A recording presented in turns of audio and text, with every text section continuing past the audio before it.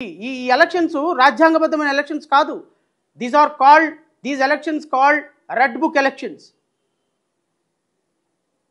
అది పులివెందులు కావచ్చు, లేకపోతే అనకాపల్లి కావచ్చు.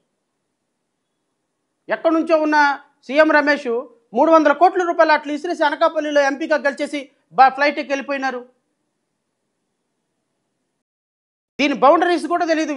విజయవాడ బౌండరీస్ కూడా తెలియదు. ఎక్కడి నుంచి వచ్చాడు, 100 కోట్లు ఖర్చు పెట్టినాడు, సుజనా చౌదరి ఎమ్మెల్యే అయిపోయినాడు, ఢిల్లీ వెళ్ళిపోయినాడు.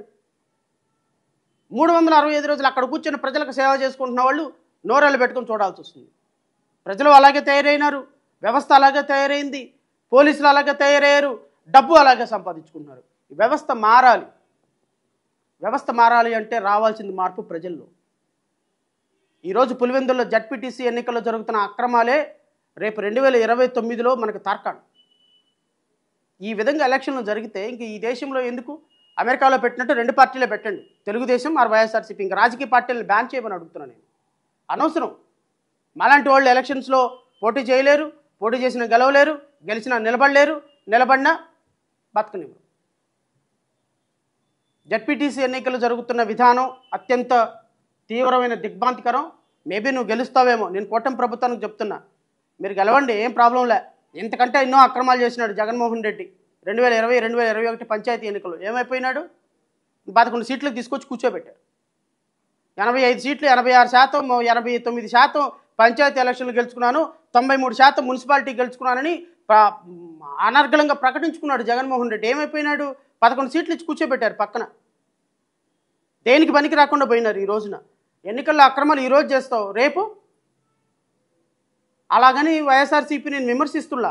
వైఎస్ఆర్సీపీ దీని నుంచి పాఠం నేర్చుకోమంటున్నా. ఈ రోజున గొగ్గోలు పెట్టేస్తుంది, అమ్మో జడ్పీటీసీ ఎన్నికలు ఎలా చేస్తున్నారు, అమ్మో జడ్పీటీసీ ఎలక్షన్స్లో అన్నీ చేస్తున్నారని. నేనేమన్నా మాట్లాడితే ప్రతిపక్షాన్ని విమర్శించవచ్చు అవుతుంది కాబట్టి నా పాలసీ డిసిజన్ కాబట్టి విమర్శించటంలా. ఇంతకంటే ఎక్కువ దుర్మార్గాలు చేసింది వైఎస్ఆర్సీపీ గత ఎలక్షన్లో. ఒకసారి ఆత్మపరిశీలన చేసుకోండి మీరు. జగన్మోహన్ రెడ్డి, మీరు ఆత్మపరిశీలన చేసుకుంటే మీకు అర్థమవుతుంది. ఏదేమైనా అల్టిమేట్గా system has to be protected.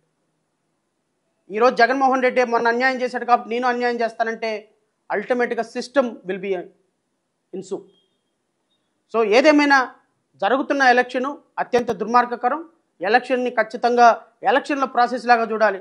మరి దేశాన్ని ఎవరు రక్షించాలో నాకు తెలియదు కానీ but one day certainly Ambedkarism అనేది నిలబడుతుంది, ప్రజాస్వామ్యం అనేది రిస్టోర్ అవుతుందని అయితే భావిస్తూ థ్యాంక్ యూ సో మచ్.